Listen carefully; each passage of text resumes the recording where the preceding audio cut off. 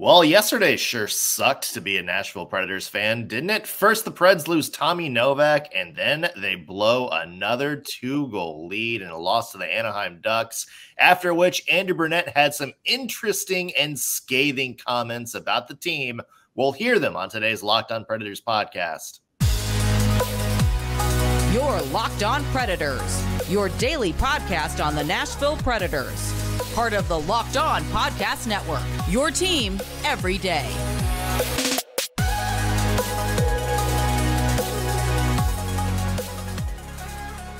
Thank you for making the Locked On Predators podcast your first listen of the day. Every single day, we are your free daily Nashville Predators podcast, part of the Locked On Podcast Network, your team every day. As always, want to start out with a special shout out to our loyal Locked On Pred heads out there, the everydayers who tune into every single show. We love you guys. We appreciate the support you give us week in, week out. I'm Nick Morgan. I'm a writer at Penalty Box Radio, and I have a partner in crime. You do. I'm Ann Himmel. I'm a writer at the Hockey News. Oh boy, Ann. Because, Wednesdays aren't blah enough. Yeah. Here we are. I mean, for the Nashville Predators, it's I don't know. Like, it's just becoming sort of a, time loop thing where it's just the same kind of thing over and over again. And yeah. I mean, it's the Predators are now off to a, off to a 5-10 start, which, as Alex Doherty pointed out, I believe to be the worst Predators start since 2003. They lost another two-goal lead last night. The Anaheim Ducks won 3-2. Predators were up 2-0 in that one. And it just seems to be getting worse. And yeah, like, it seems to be like, we talked about it. There's a lot of, I think, despite the poor record, just it seemed like some optimism before this road trip, because there's a lot of positive things happening. And even some of those, losses on the road trip at first, Seattle, Vancouver, you looked at and went, okay, they did a lot of things right, just the bounces didn't go their way. Now it just seems like, you can see the team collapsing in bad moments. Yeah, it feels like in the beginning of the season, even when the Predators lost games, you could see progression. You could see, hey, this is where the team is headed. This is what the team is growing in. This is where we're going. In every game, you saw a little tiny bit more. And so there was hope, and you could feel optimistic because you're like, hey, when they get this down, I see what we're trying to do. This last stretch of games, especially, I would say, the Calgary game where the Predators, I think, played their worst game of the season. And then in points in these 4 games that they've lost consecutively, you don't see progression. You know what I'm saying? Like, it's not even that, like, oh gosh, they had some mistakes that cost them the game, but they haven't necessarily backslid in their play, but they're not getting little bits better. And I think the fan base is willing to lose games if the Predators are making strides. If it's growing pains, it's one thing. Yeah. But I don't think we're looking at growing pains. I think we're looking at mental lapses. And that feels very, very different when it comes to a loss. Yeah. And I'll just throw it out there. Josi Saros. The Predators allowed 20 shots on goal last night. At least that Radko Gudas goal. Like you got to make stops. Yeah. And that's another aspect of this whole thing. So let's run through the game real quick. As we mentioned, Preds went up 2-0 early in the second period. The first came on a weird goal by Filip Forsberg. It one that looked like, like at the end of pregame warmups, the drill where like the entire team is surrounding the crease and just sort of tries to bat it in past the goalie. It looked like one of those drills. Then Roman Josi scored on a power play goal and a 2-0 Predators. Preds were absolutely dominating at this point. And then came the trifecta. Cam Fowler got one back on a deflected shot. That one not really UC Saros' fault. No. Then Radko Gudas, noted offensive stalwart, Radko Gudas, tied the game, and then Adam Henrique right at the end with just about 4 minutes left gets the game-winning goal for the Ducks. Happen again. 3-2 Anaheim Ducks win. And your one word to describe last night's game. My one word is smash cake. And this is a thing that's new. We didn't do this when I was raising my kids, but it's a little tiny cake that you give to a 1-year-old on their birthday party. And it's a darling cake and it's beautiful. And the point of the smash cake is you're going to get really sweet, cute pictures of the baby enjoying cake and frosting and sugar for basically the first time in their life. And I feel like the Nashville Predators have been given smash cakes. They've been given these great opportunities for these really big, sweet moments and important milestones for this, resetting team. But they are the baby who doesn't like the texture and who doesn't like how sticky it is and who throws up from the frosting and who ends up with it in their hair and in their diaper. Like, it's just a mess. And it should be, that game last night should have been a win. It should have been a tasty little snack. It should have been a little sugar boost for the Nashville Predators, for the fan base. And instead, it just was a sticky, unphotogenic mess in the end. And it's not that there weren't good things. It's that this Nashville Predators team almost doesn't know what to do with a good thing when they have it. And that's so hard to watch. They don't know what to do with a good thing when they have it. Yeah. And there is an interesting quote from Andrew Brunette that we're going to get to about that. But as somebody who has seen some bad smash cake experiences, know what you're talking about. No reason to celebrate last night. For me, my one word is Happy Death Day. And this is so I was going to just do Groundhog Day, but I feel like we need to escalate the time warp disaster movie speculate. Like, Groundhog Day was cute. Right. Happy Death Day is you get murdered in the time loop over and over again. So basically it's somebody's, the main character's birthday. She wakes up and then she gets murdered somehow. Like, she dies somehow, and then she dies, but then wakes up, and it's the start of the time loop again. And she's got to figure out what she's doing wrong, what little thing she's doing in her day. And no matter what she changes, no matter how more she becomes aware of it, no matter how much she expects it, it still winds up at the same result. And that, to me, is kind of where this Nashville Predators team is right now. It's, we've talked about doing different things. We've talked about them improving in certain areas and doing better in certain parts of the game, but it just seems like, this feels very 2019, 2020-ish, where one thing goes wrong. Yes. One thing goes wrong for the Nashville Predators and the team just absolutely implodes. Yeah. It's just, I don't know. It's starting to become a loss of words for me. Yeah. Because it's frustrating to see. And if you're the Nashville Predators, you're 5-10. How do you fix this? Right.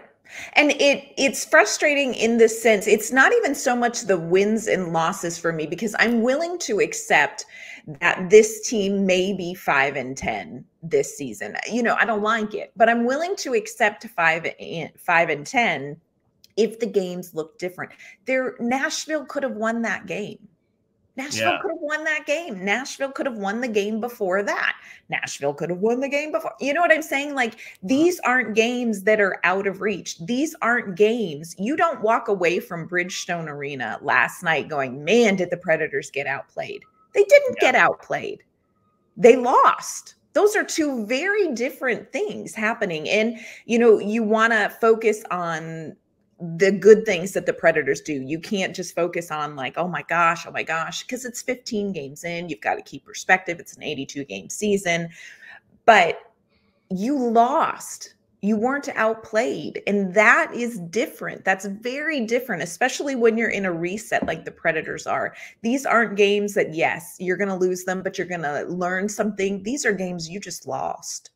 Yeah, that's I think exactly right. Like there are times, I had a coach that was like, I'm okay with you getting beat. Like sometimes the other team is better. Sometimes, you just get outmatched. I'm okay with you getting beat. I'm not okay with you losing. Yes, that's it. Exactly. Those are two different things. And that is the like one thing that I'll always remember that a coach has ever told me is I'm okay with you getting beat. I am not okay with you losing. Right. Because if you lose, like that is something that you did to lose the game. So what has been going on with the Nashville Predators? Why do they keep losing games like this where they keep blowing leads? Andrew Brunette was asked that and had some scathing comments about the team. Really curious to hear this. You're going to want to listen to it. We'll get to that soundbite in just 1 second. First, want to let you know that today's episode is brought to you by our great friends at the Sleeper app. It is a new NHL season, and that does bring possibilities even 15 games in, my friends. You know what? Filip Forsberg could score 50 goals. Nashville could compete for the Stanley Cup if they get it together, but you could win big by playing daily fantasy hockey on Sleeper, the official daily fantasy hockey app of the Locked On NHL Network. Sleeper is our number one choice for daily fantasy sports, especially daily fantasy hockey, because with Sleeper, you can win 100 times your cash in daily fantasy hockey contests. You can also keep up with things like game highlights, scores, and stats, and you can connect with other Predators fans to talk about your picks. All you have to do on Sleeper is pick whether players like Cale Makar or Ryan Johansson or Connor McDavid or Filip Forsberg will record more or less than their Sleeper projections in anything from goals to assists to power play points to saves, plus minus, and more. For example, tonight in the NHL on Sleeper, you can pick whether Connor McDavid will have more or less than 1.5 assists. All you have to do is pick, will Elias Pettersson have more or less than 0.5 points? I'm going to say he's going to have more. Or will Ryan Johansson have more or less than 0.5 power play points? That's all you have to do. No complicated dissecting of betting odds, just more or less. And to win 100 times your bet on Sleeper, you need to correctly predict the outcome of 8 players' stats. So download the Sleeper app and use promo code LOCKEDONNHL, and you're going to get a $100 match on your first deposit. Terms and conditions apply. That's code LOCKEDONNHL. See Sleeper's terms of use for details and locational availabilities. All right, so the Nashville Predators lose to the Anaheim Ducks 3-2. The Preds were up 2-0 at that point and let the lead get away from them. And Andrew Brunette was asked about this after the game and is just, kind of started up. It's like, hey, what's happening here? And his comments, I think, both kind of answer the question and B, give you some insight into just how frustrated and disappointing he is with the team right now. Yeah, they do. He was very frank in the post game about a lot of questions, but like you said, asked about like what's going on here, and this is what Brunette had to say about it. I think it's game management, understanding where we are in the game, and we lose a little bit of focus on some of our systematic responsibilities. We go a little bit rogue, and part of that is we're not mentally sharp. We understand it, we know it, we do it sometimes, and sometimes we're not grasping the big moments in the games. The last 5 minutes, after we score, after they score, late in the third period, and it's cost us. It's cost us way too much so far this year. When you think you can't feel worse after Saturday, you feel worse today. I think that tells a good picture of a coach that is just frustrated with his team right now. And I know some of the players are frustrated. And there's another, point and after this where, somebody asked Brunette, hey, like, how do you fix this? And he's like, well, this is on me, but it's on the players as much as Brunette, and it's just, we saw, kind of a costly sort of lackadaisical play that led to the Radko Gudas goal, and just kind of some disorganization that led to that Adam Henrique goal in the third period. And, we called out Juuse Saros at the top. He needs to be better. But, Brunette said, hey, the team in front of him needs to be better, too. And it's one of it, like, again, like I brought this up, that it felt like, 2019, 2020 Nashville Predators, where it was just they're dominating. They're doing all the right things. And then just one moment. Yes. Like one critical moment just cost them. Where it's like they're focused, they're dialed in for 90% of the game. 90% of the game, they're juggernauts. They're doing everything right. And then in that 10% is where teams jump up and just absolutely rip the hearts out. Yeah. And it's not even what's happening is not about the other team scoring goals. That's not what these losses are about. The losses are not about Anaheim scoring goals. The losses are about the 5 minutes after Anaheim scores the goal. It's the 5 minutes at the end of a period. It is the 5 minutes after the Nashville Predators have had extended offensive zone time and don't capitalize on it. It's the 5 minutes after the Predators kill off a big penalty. They don't go for the jugular. And I don't know how else to explain it. There are little moments in these games that Nashville should pounce on and seal the deal. Little moments, and they miss them. They're almost oblivious to the fact, and you could feel them almost let go of the reins a little bit in that third period. Now, that could also just be my paranoia. Maybe other people didn't feel it, but you could almost feel like, I don't know that this team knows how to hold on for these last 4 minutes of the third period in a tie game to get it to overtime, to get the extra point. Like, they don't know what to do in those moments. And my question for you, Nick, is why don't they? When you have veterans like Josi, you have Filip Forsberg, you have Ryan O'Reilly, you have Gustav Nyquist. How is this team being, it almost feels a little bit like the tail wags the dog, because it's like the inexperience is wagging the experience when it comes to game management. Well, also, why are you holding on for, a point? Why are you holding on to get to overtime? You had a 2-goal lead. Right. Why don't you just hold on to the 2-goal lead and get 2 points and get a win? Just throwing it out there. I mean, it's like I said, and it's just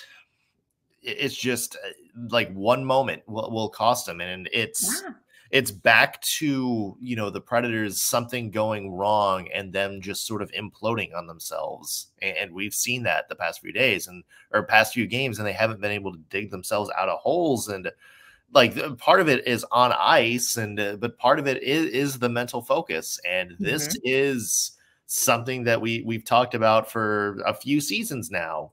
And like, who's the leader? Who are the leaders in that locker room? Like Roman Josi. Where's Filip Forsberg? Like, where are those guys that when this chaos goes down, when you get hit in the mouth, why aren't they stepping up? And look, I'm not, this isn't like Josi's a bad leader, Forsberg's a bad leader, and the locker room hasn't been the same since Mike Fisher left and blah, blah, blah, blah, blah. No. But it is like, dude, like, you guys are the star players. Like, you need to be the ones carrying the back. And for, both of them scored goals yesterday. So, it's not like they had a bad game, but, when there's a loss of focus, like, it's got to come from some of those players that step up and be like, okay, you know what? We just got kicked in the mouth. Our line is up. It's time to take this back. Right. And we haven't seen that from those combination of players.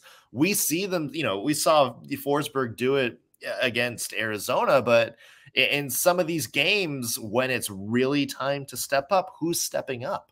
Right.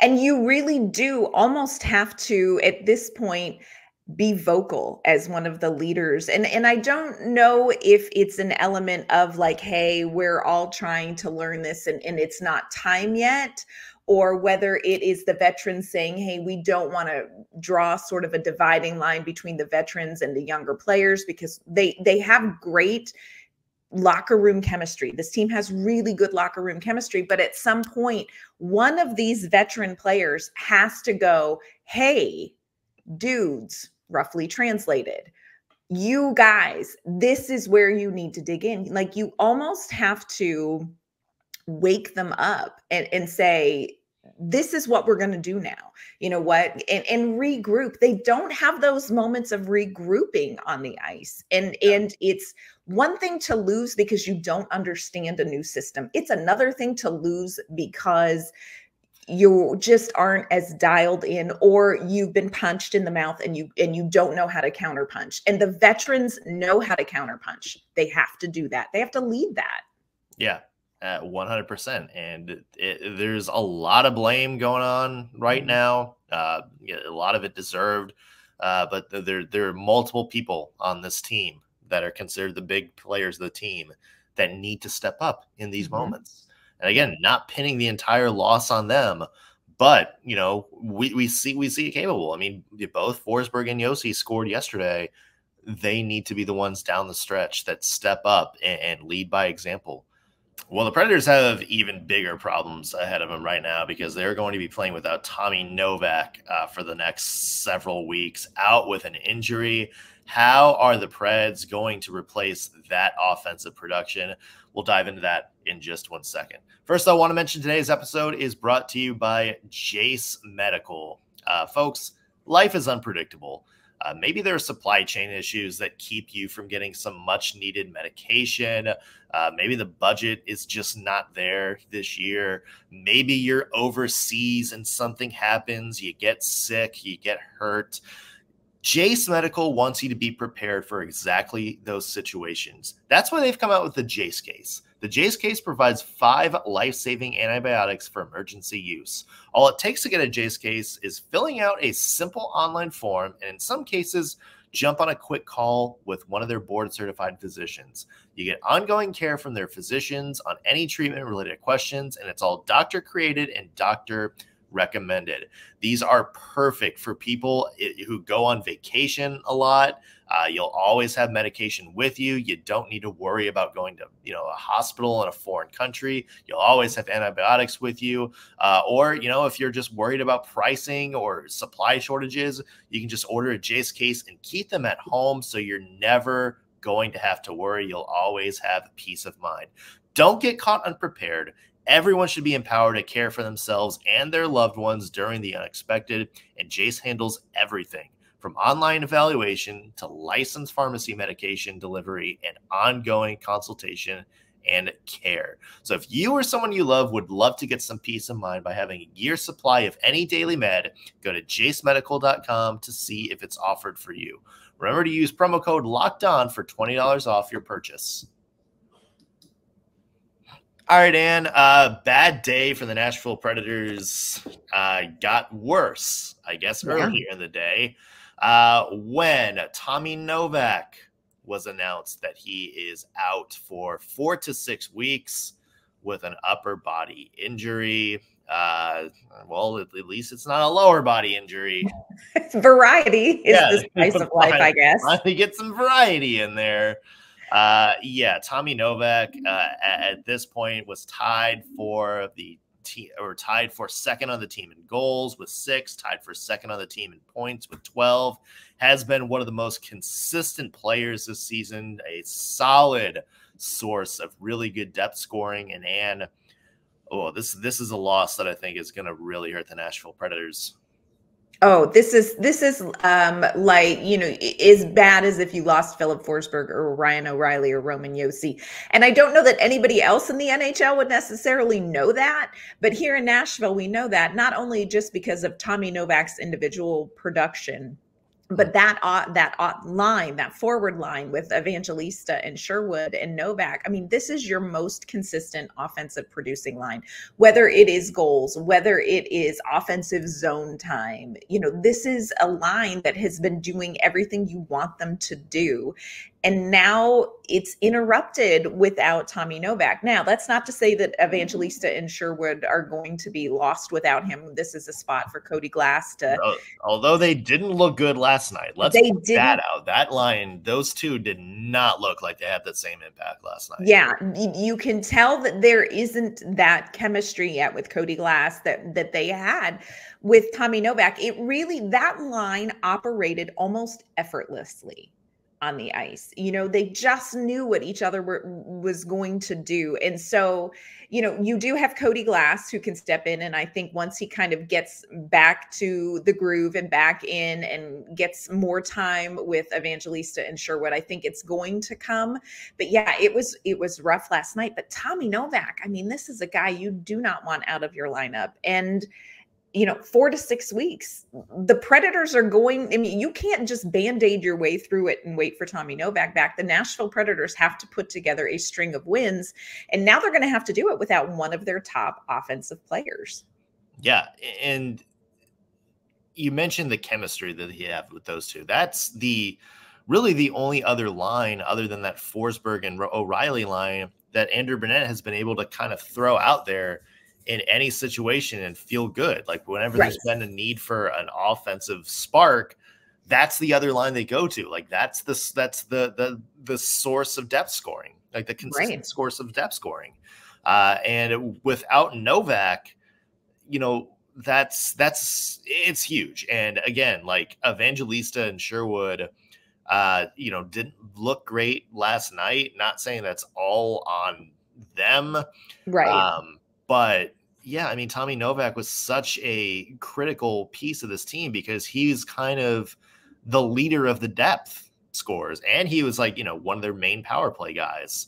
Yeah. So the Nashville Predators, like this isn't just, you know, with all due respect, like losing Cody Glass, where, you know, he's an important player, but he's further down. This is somebody that directly leads to scoring, somebody that directly leads to wins, somebody who directly leads to success on the power play.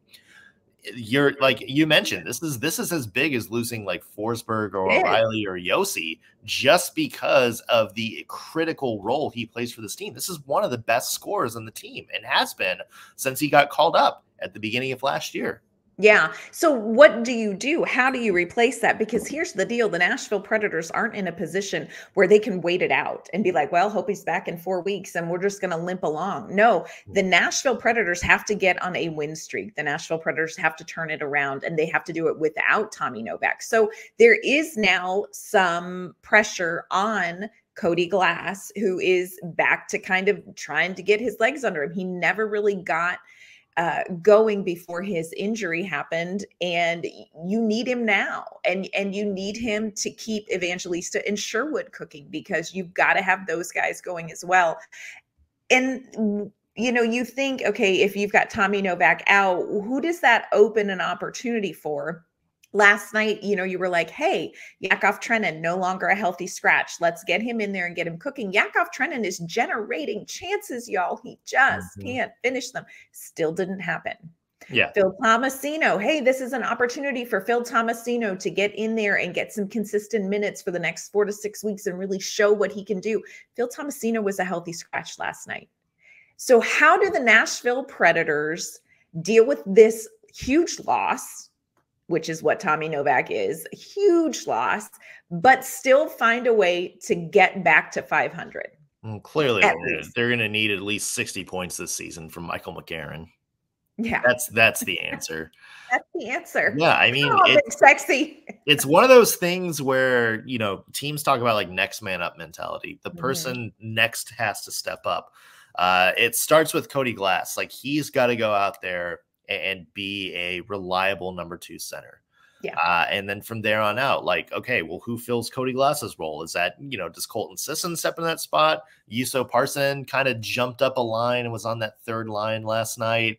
one of them has to do what Cody Glass was doing, that responsibility. And then whoever comes into the lineup has to play well as that. And it's one of those, but it's also frustrating. And we'll probably talk about this at some point, but it's frustrating because the second half of that equation hasn't necessarily been there this season, because there's been so much line shuffling and so much people coming in, coming out, and giving people different looks that you don't really know how any given player is doing, because they don't have like more than 2 or 3 games to really get cooking. We talked the McCarron and Tomasino combination has been one of Tomasino's best combinations, and they don't go to that. And they played well in the game that they played together. And, I get it. Like, Andrew Brunette is shuffling the deck a little bit. To me, he's like rearranging the lawn chairs and on the patio when he needs to be doing some home renovation. So, yeah, I mean, something major I think needs to happen with the lineup here soon.